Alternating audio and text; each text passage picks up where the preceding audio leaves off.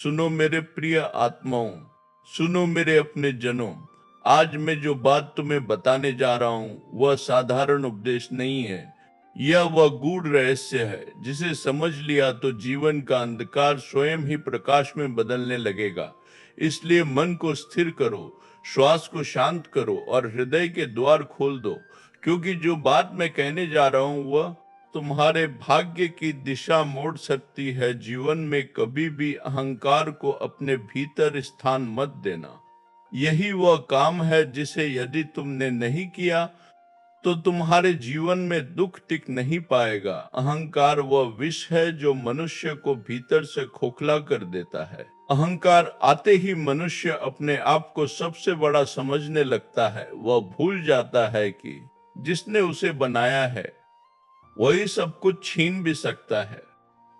शास्त्र कहते हैं कि जहां अहंकार प्रवेश करता है वहां से कृपा विदा हो जाती है। अहंकार मनुष्य को अंधा कर देता है।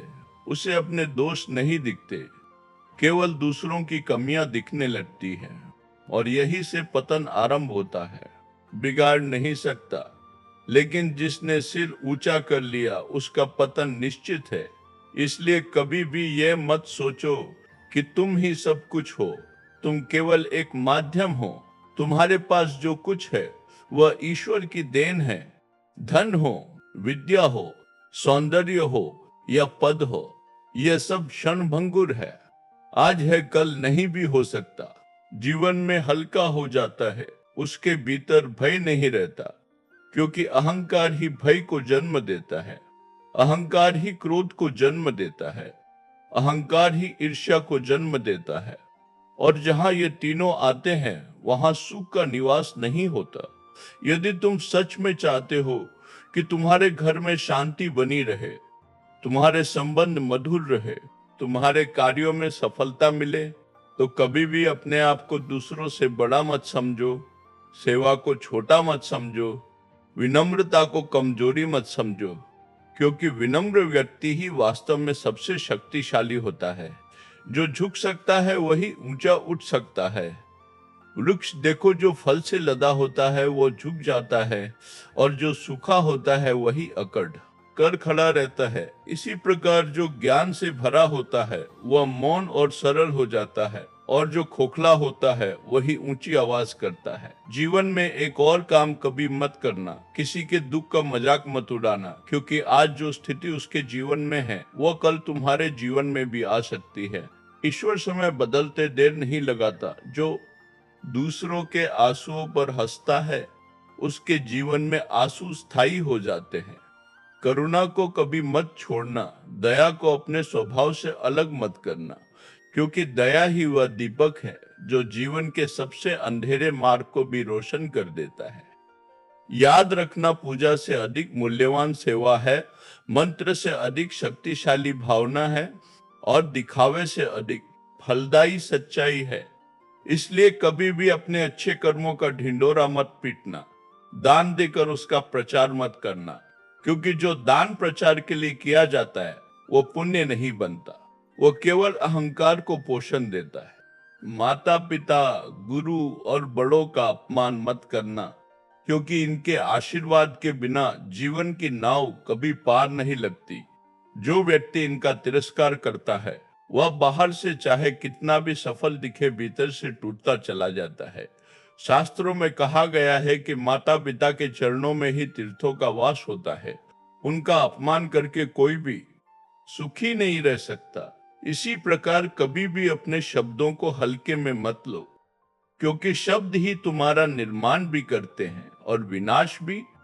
कठोर वाणी रिश्तों को जला देती है, और मधुर वाणी जले हुए रिश्तों में भी प्राण फूंक देती है।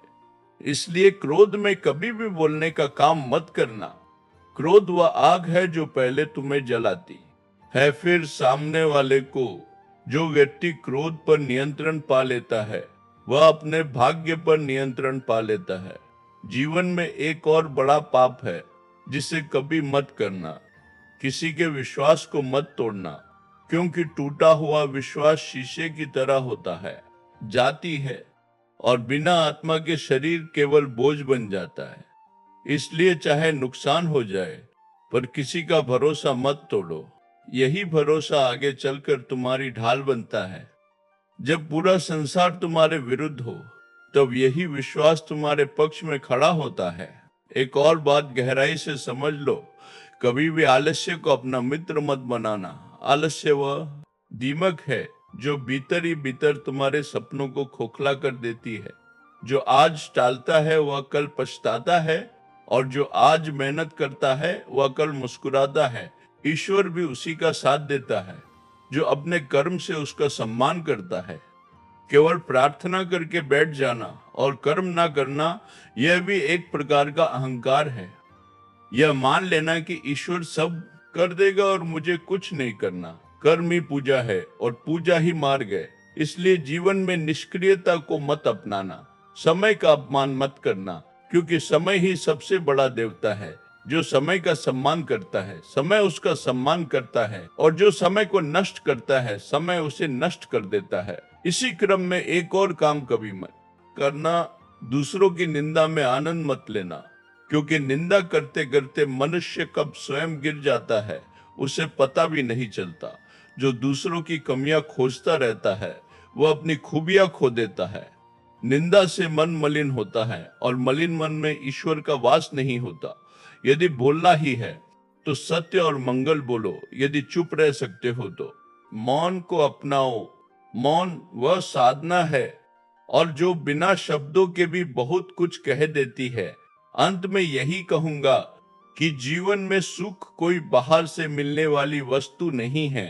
सुख एक अवस्था है जो भीतर उत्पन्न होती है, और यह अवस्था तभी आती है जब मन शुद्ध हो, भावनाएं निर्मल हों और कर्म पवित्र हों।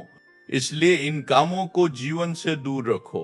अहंकार, निंदा, क्रोध, आलस्य, विश्वासघात, कठोर वाणी और बड़ों का अपमान, यदि सच में इनसे दूरी बना ली तो याद रखना, तुम्हें खुश रहने से कोई रोक नहीं सकता, क्योंकि तब स्वयं ईश्वर तुम्हारे जीवन की रक्षा करेंगे, तुम्हारे मार्ग की बाधाएं हटाएंगे, तुम्हारे आंसू पोंछेंगे और तुम्हारे जीवन को ऐसी शांति से भर देंगे जिसे शब्दों में बांधना संभव नहीं।